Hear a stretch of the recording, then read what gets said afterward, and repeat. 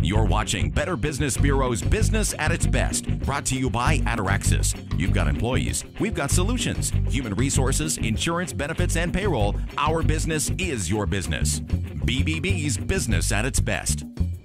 Can you believe the advertising? That is the question. Hi, Dale Dixon here, Better Business Bureau, and this is Business at its Best. Our show today all about advertising honestly, because it can be a great tool for a business to communicate to its customers. So here's what we have on tap for you today as we talk about advertising honestly. If you're a customer, it's what to watch for. If you're a business, it is how to act, and it's all about integrity. Advertising needs to be consistent inside and out. We're going to show you how companies can be honest with employees when attracting and keeping top talent. Then we take a look at crowdsourcing in advertising. What does it mean and how can you use it? Then what happens when advertising goes bad? It can get expensive and land you in a courtroom. A big thank you to the TV stations in Idaho that make this show possible each week. We're airing on KTVB's very own 24/7 in Twin Falls and Boise, and Local News 8's Now channel in East Idaho. And we start the show by looking inside the business. Ataraxis makes this program possible each week. The company takes care of the day-to-day work of HR, benefits, and payroll, so a business owner can focus on growing business. Stephen Cilley with Ataraxis joins us. Thank you so much for being with us today. And you know, so often you're involved inside the business, and so you're watching how a business really advertises itself to its employees. And what are you seeing in that realm as far as businesses being honest with employees in those dealings and the way they advertise benefits and payroll and those questions that come up during the hiring process and then how to keep them on? Well, you know, the best way to do it is have it all written down. Because if you have it written down, then you can't stray from it, and the expectations are known. And so the biggest problem we see is when somebody goes for a job interview and they're kind of vague about what their benefits are, then at that point in time the employee's not really sure. And twofold with that: one, they don't know exactly what they're going to get, and two, they might not actually want to come work for your company because they're not quite sure, because they haven't gotten a clear picture of it. So there are a lot of implications with a lack of transparency and a lack of clarity through this process. And if you think about how that, and taking in that approach when you're dealing with those employees, what are some other things you see that come out of a relationship where there's not absolute transparency? Well, people will start to assume things, and perception becomes reality. And so if you don't talk about your benefits and you don't help people understand the benefits, then they assume they don't have them. I mean, we've talked to many clients that, as we've got onto their employees, that the employees didn't realize some of the stuff that was there because nobody ever told them about it. And so if they're not getting the value out of everything that the employer has put in place, which it's hard work to put all those things in place, whether you do it yourself or even if you outsource it, you still got to have somebody do it. And so somebody's working on that. And if the employee doesn't understand what it is, then you're not getting any of the value out of it because you're not doing it for your health. And it's important for viewers to realize that these are real things that you're seeing inside these companies. Yeah. I mean, that's not being done. So do you have a list of checks and balances almost that a business can put in place? You talked about the need for clarity and having things written down, but let's get a little deeper in what should be on that list for a business to write down so that it's advertising honestly to potential employees. So if it's for a job posting, put down what the job is in detail. Make sure that you've got all the legal requirements as well. That's one of the things that we see a lot of, is a lot of people don't understand there's legal things that need to be in every job posting. And so make sure those are in there. Once you've addressed those, then if you want to talk about your benefits in that time, you can do it there. We a lot of times tell you to put some of it in there, but then hold it for some of the candidates that you want to talk to. And then when you're giving it to them, make sure it's written down and they understand specifically what those benefits are. And then once you've hired the employees, make sure that you've got a good employee manual that talks about what you expect of them, what you're offering for them, and then the resources that you have for them to utilize everything you've put into place. If it's written down, they can follow it, and it's somewhere easy that nobody can misunderstand it, and it's easy to communicate. Clear expectations. Stephen Cilley, Ataraxis, the company. AtaraxisPEO.com, the website? Yes, it is. All right, thank you so much for being with us today. And from what's going on inside the business to putting the most honest message in front of potential customers. Coming up next, Dr. Mel joins us with a look at crowdsourcing and advertising. You're watching Business at its Best, presented by Ataraxis. Welcome back to Business at its Best. Better Business Bureau, serving the Snake River region, helps people buy wisely and companies sell ethically. When you see BBB accredited business, you know a company has promised to uphold BBB's standards for trust. Those are advertise honestly, tell the truth, be transparent, be responsive, safeguard privacy, honor promises. We're spending this evening showing you ways companies in Idaho can advertise honestly to build trust. You know, advertising and how you promote your brand impacts your business. Bottom line, it is essential then to advertise honestly and accurately. Also key is to be consistent in all media channels with the same message. There are some recent trends that actually involve customers in the advertising process, and here to talk with us about that, Dr. Marilyn Melchoirre with College of Idaho. We call you Dr. Mel. Thanks so much for being with us. Thank you, Dale. And bringing your expertise to the table this evening. We appreciate it. So what are some of the popular trends that you're seeing right now in advertising? Yeah, you mentioned crowdsourcing. That's a term we're hearing and we're seeing used a lot in organizations, where you actually open the question up to the public. You have a question, you ask the public to give you feedback, you might ask for suggestions on ideas. You can do this through your social media, you know, Twitter, Facebook, post it on your website. Just ask for open input. So crowdsourcing is really relying on the general public to give you ideas and help you with a decision. And you see that as a part of advertising? Yes, because you could even incorporate it with a contest. Maybe have your customers submit photos that have they're wearing something with your logo on it in various locations, and then give prizes for that, or even create a video. So it's going to be as honest as your customers' words giving you their testimonials. Which has a lot of impacts. It does. For a business. It does. What about emerging themes that you see in advertising? And themes you can uncover by looking at what some of the larger organizations and companies are doing and try and scale that and apply it to your business. And the comfort marketing. We're seeing kind of a trend in using nostalgia or bringing back items from the past that are familiar to people and bring comfort. And then the other is the... What's old is new again. Exactly, yeah. You're familiar, and so, it brings you comfort. And then the mobile apps. The trend of people using smartphones and those tablets is really growing. So we encourage, businesses, is a mobile app really applicable to your business? You don't want to just create it. You need a strategy to go with it. And there are some inexpensive ways to do it, but you need to really think about it and research what is right. But talking about mobile, the numbers just came out, and they saw a massive increase in the use of mobile for Cyber Monday and even shopping on Black Friday and Small Business Saturday, the big shopping weekend we just came off of. So something for businesses to keep in mind. Right, and this ties back, they thought they expected over half the people that had smartphones or tablets would be purchasing using those. So another thing to think about is your website. Is it mobile compatible? It has to be scalable because so many people are using those mobile devices. So important, your website's a big element of your advertising. Some other tips you have for small businesses as they think about how to put those advertising campaigns together? Yeah, and where to come up with ideas for what needs to be included. Go to your frontline employees who are actually working with your customers every day.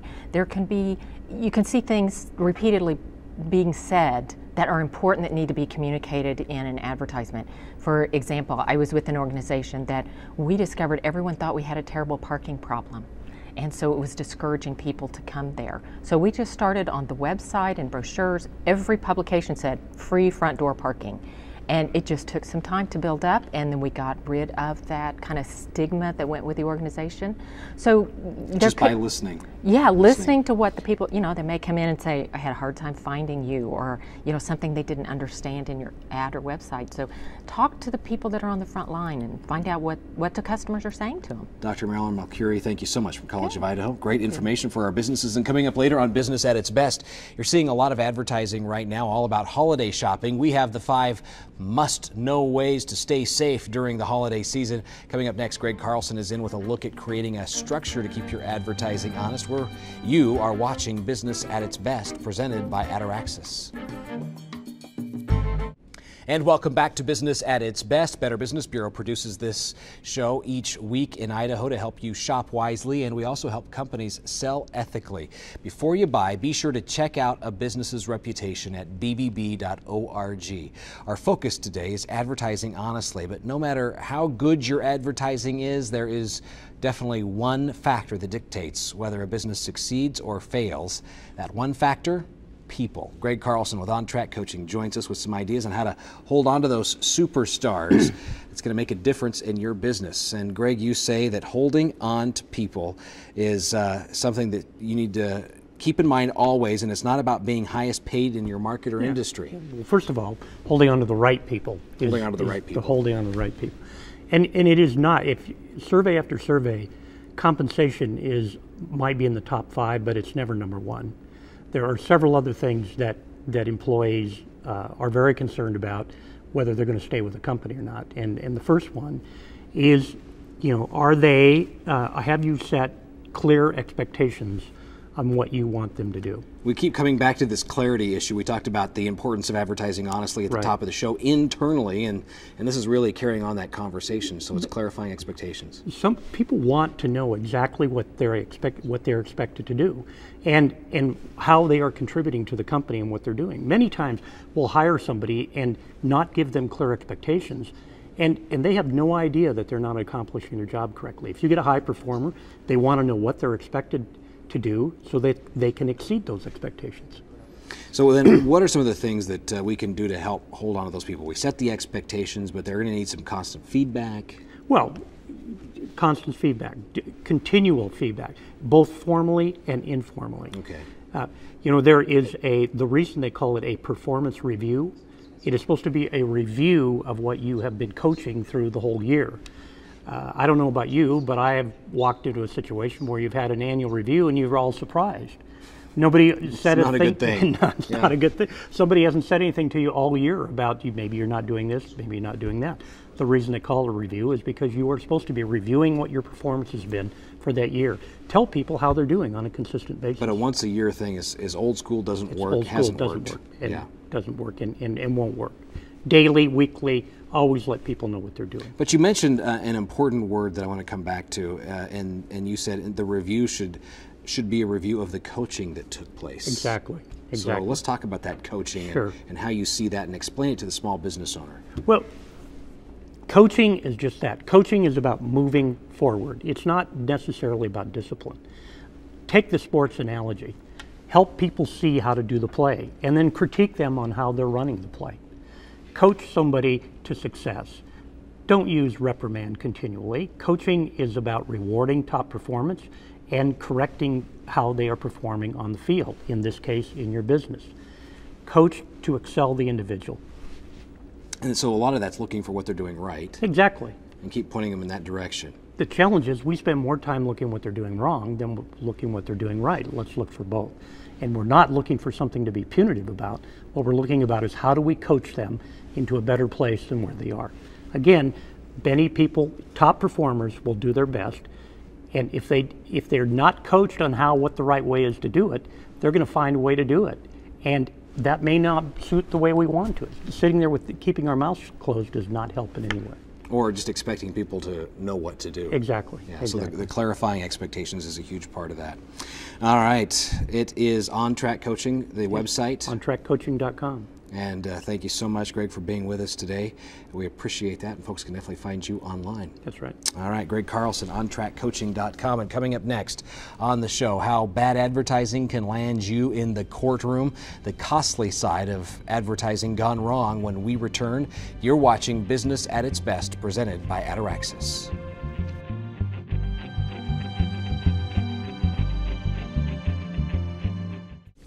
And welcome back to Business at its Best. It's a 30-minute show.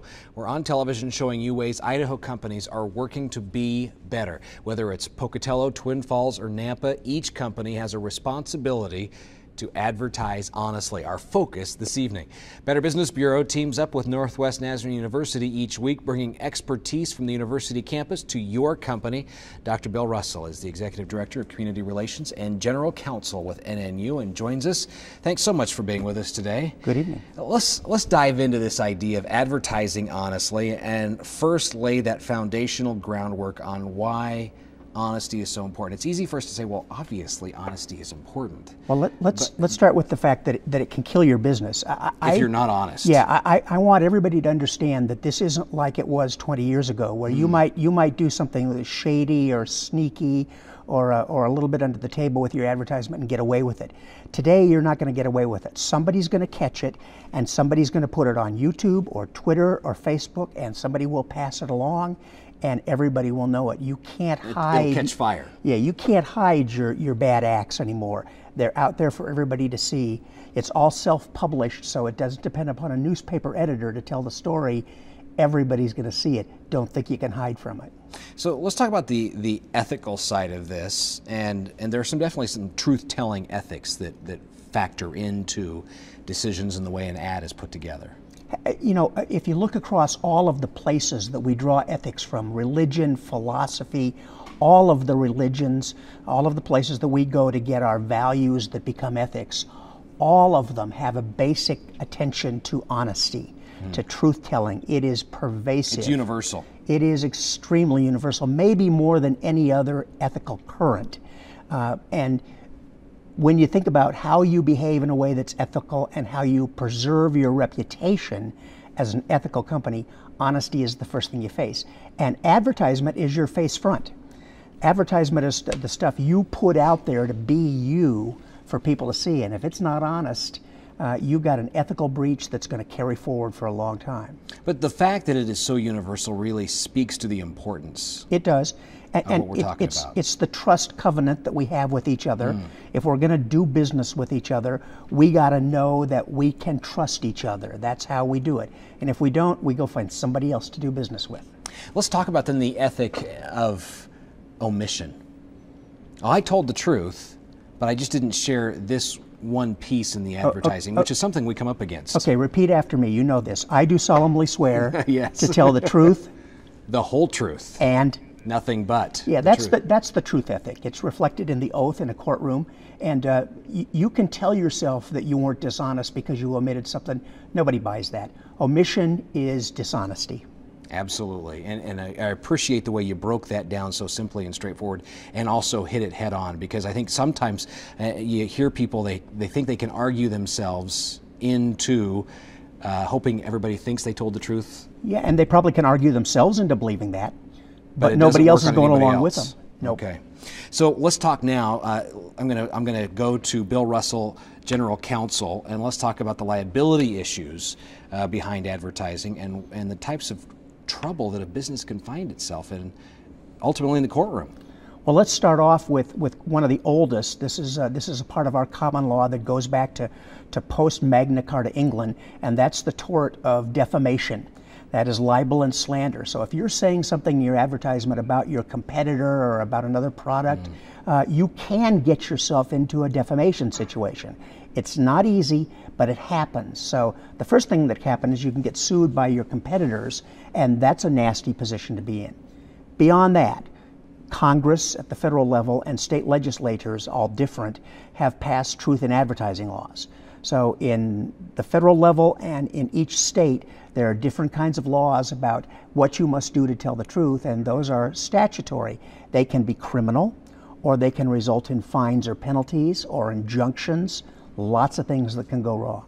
And we often hear about states' attorney general that go out and enforce that truth aspect. Worse than that, we hear about class actions where somebody goes after somebody at a national level and every state is suing you. Exactly. And every state wants to share your money, and then they pass it out. It gets pretty bad. It's just too big a risk to take. Dr. Bill Russell, NNU, thank you so much. Fascinating discussion about the importance of truth in advertising. You know, Better Business Bureau has a number of resources to help people find the best companies in Idaho, and BBB helps companies sell ethically. Find us at bbb.org, also on Facebook. And coming up next on Business at its Best, you're responding to a lot of advertising about holiday shopping. Keep your money and identity safe with the 5 must-do items on the checklist. You're watching Business at its Best, presented by Ataraxis. And welcome back to Business at its Best. You know, we know that this holiday season carries with it a lot of scams. That's why we've put together 5 simple tips for you to put in place to protect your money and your identity this holiday season as you watch those ads on TV. Take a look. Better Business Bureau has 5 ways for you to protect your money and your identity during this holiday shopping season. First, start with trust. Check a company with bbb.org. You'll look for reviews and research to be sure you are buying from a reputable business. Number 2, be sure you're on the right site. Don't click on pop-up ads or use an internet search engine to find well-known retailers. Scammers buy pop-up ads, and they set up cloned websites that look and feel like real sites, offering deals that are too good to be true, all to steal credit card numbers and identifying information. Type the address for a trusted retailer in the address bar of your browser. Check your address bar often to be sure you're on the right site. Number 3, a credit card only. Credit cards carry more protection for the buyer.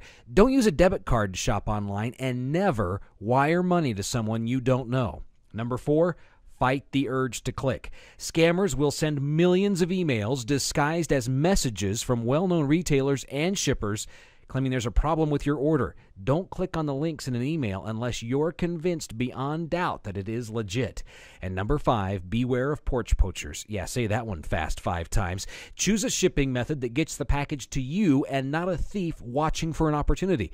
Choose a shipping method that gives you a tracking number, and then ship to your work or ask a neighbor to watch for the package so a thief doesn't poach it off your porch when you're not home. And that does it for this edition. Have a great week. We'll see you back here next week.